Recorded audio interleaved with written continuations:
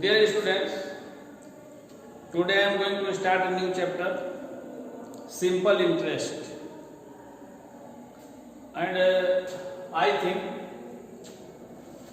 you have solved some problem based on simple interest. So look here at first the formula of simple interest. SI equal to P into R into T upon 100. SI means simple interest.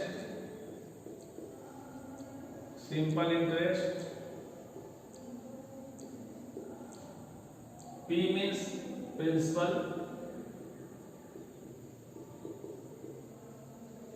R means rate. And T means time. And another term A equal to amount. And amount is equal to P plus SI. Principal means जो हम पैसा लेते हैं या देते हैं। जैसे मान लीजिए हम बैंक में 10,000 रुपये जमा करते हैं और बैंक हमको 10% ईयरली देता है, मतलब 100 रुपये का 10 रुपये देता है। तो 10,000 का हमको कितना देगा? 1,000।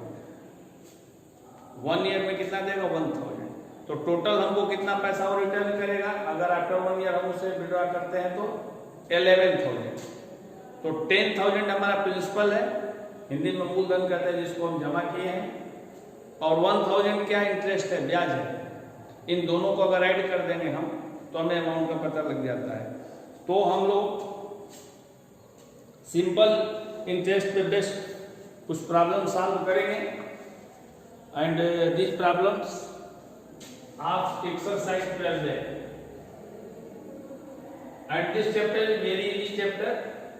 ये चैप्टर बहुत इजी है यदि आप इसको केयरफुली सॉल्व करें तो।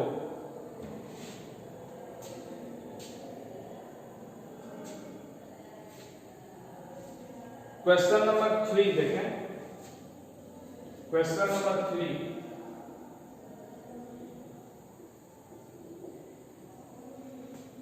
Find the simple interest and amount when P equal to rupees 15,000।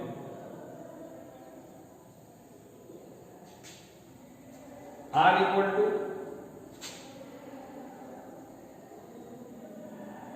12% per annum. Per annum is yearly. And time equal to 3 years 3 months. 3 years 3 months. यहाँ जो मंथ दिया है इसको भी हम लोग ईयर में चेंज कर देंगे, तो इसको हम लोग लिख सकते हैं 3 + 3/12 ईयर।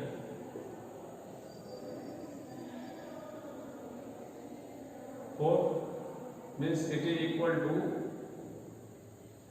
3 whole 1/4 means 3 4 12 13/4 years। हमको ये ध्यान रखना है, अगर रेट ऑफ इंटरेस्ट ईयरली दिया हुआ है तो यहाँ जो टाइम होगा वो भी ईयर में होना चाहिए। अगर डेज में दिया है, मंथ में दिया है, आवर में दिया है तो उसको हम ईयर में चेंज कर लेंगे।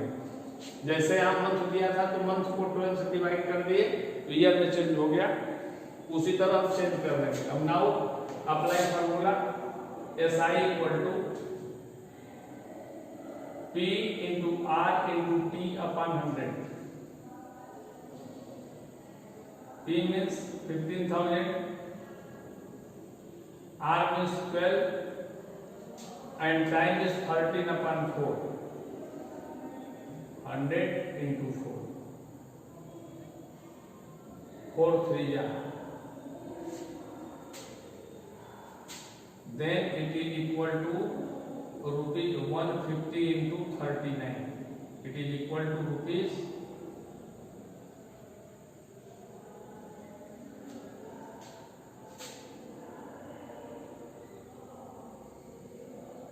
5,850। मल्टीप्लाई करके चेक कर लें।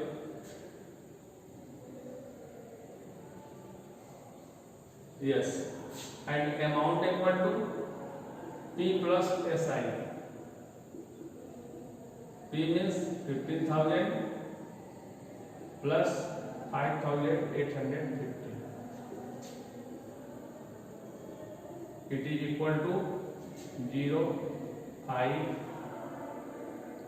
8, 10 रुपीज 20,850 ये अमाउंट होगा। मीन्स अगर 50,000 हम किसी बैंक में डिपॉजिट करते हैं 12% पर एनम के रेट से, और अगर टाइम 13.4 इयर्स है, तो हमें जो टोटल मनी रिटर्न करेगा बैंक को कितना देगा? 20,850। Now next problem.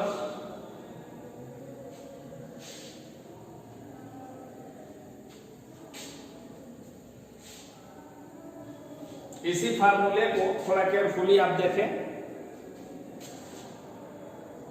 SI equal to P into R into T upon 100।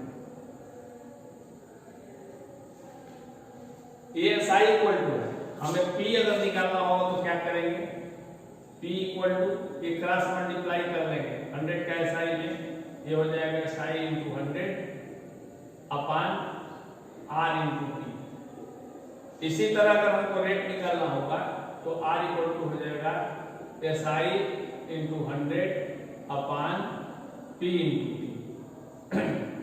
अगर टाइम निकालना होगा तो SI into 100 upon P into R। मतलब केयरफुली अगर आप देखें इसको, एक ही फार्मूले से ये 3 फार्मूले डिराइव्ड हैं, और अगर हम P निकालना होगा तो SI इंटू 100 में R इंटू T से डिवाइड कर देंगे। अगर R निकालना होगा तो P इंटू T से डिवाइड कर देंगे, और टाइम अगर निकालना होगा तो P इंटू R से डिवाइड कर देंगे। मीन्स आपको केवल ओनली वन फार्मूला याद करना है, बाकी आप अपने से डिराइव कर सकते हैं और अपने से लिख सकते हैं, इसमें कोई प्रॉब्लम नहीं है। Now question number 8।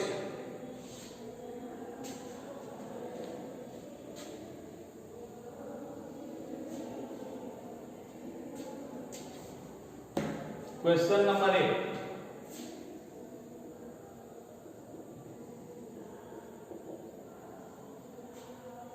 Principal equal to P equal to rupees 5,000।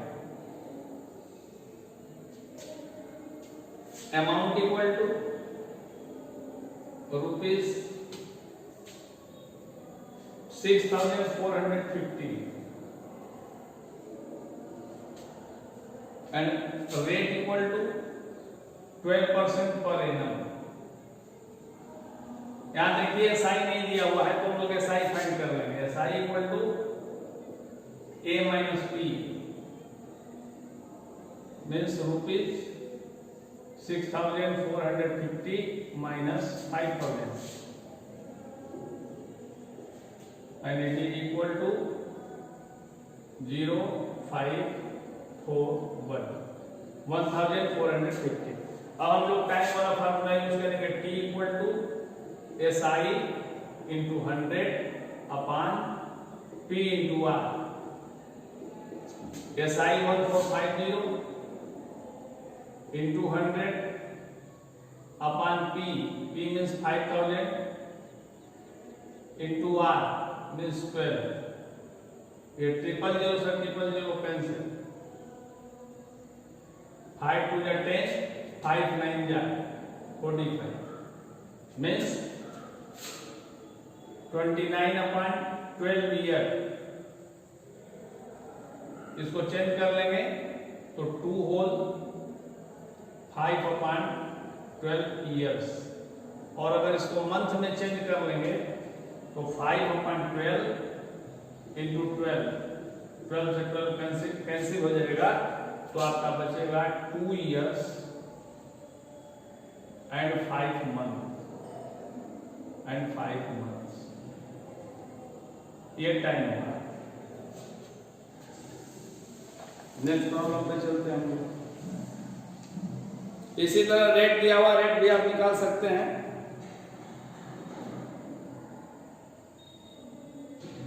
Question number 13 पे आते हैं हम लोग। Question number 13।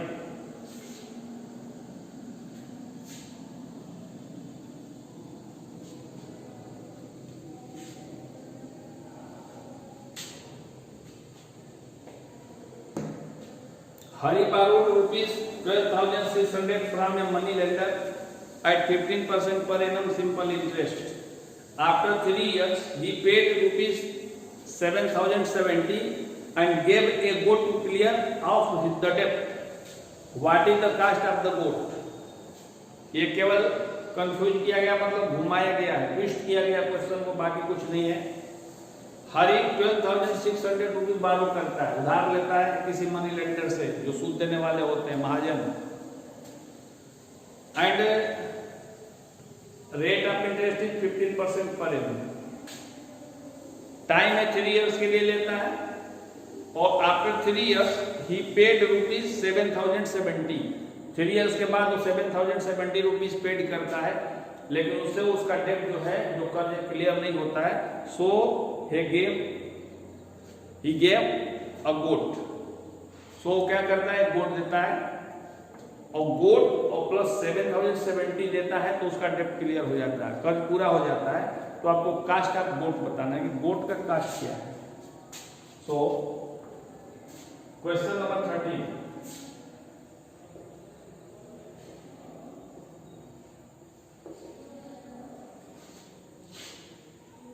P equal to rupees 15,000.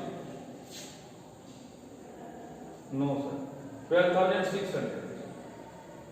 12,600 and R equal to 15% per annum.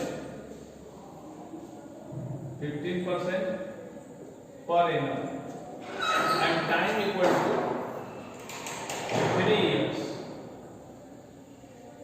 3 years. Then SI पहले हम फाइंड आउट करेंगे।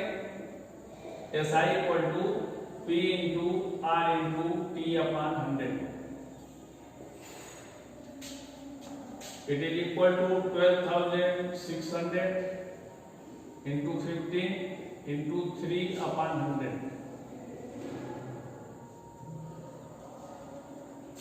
126 इंटू 45।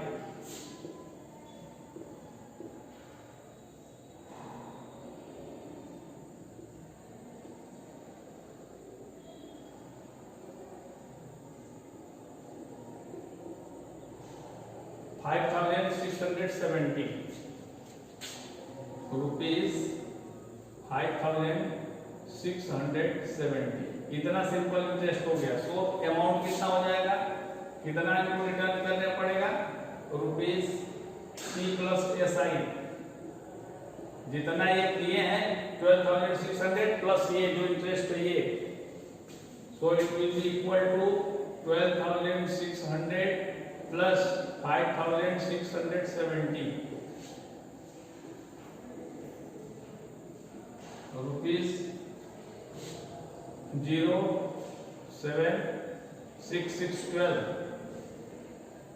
एंड 5 to 7 8 मीन्स इनको देना पड़ेगा rupees 18,270 and he gave money given आप मनी पेड लिख सकते हैं। Money paid equal to rupees 7,070। So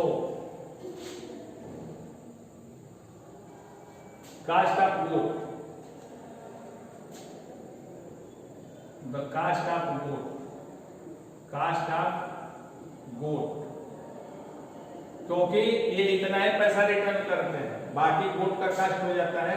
so 18,270 minus 7,070 and it is equal to rupees 0,028 minus 71 11,200। So cost of goat equal to 11,200। तो आप जो है क्वेश्चन 15 तक सॉल्व करेंगे, बाकी क्वेश्चन जो है 15 के बाद और एक्सरसाइज 12B, ये दोनों जो है कल मैं आपको फिर से सॉल्व करूंगा। Thank you.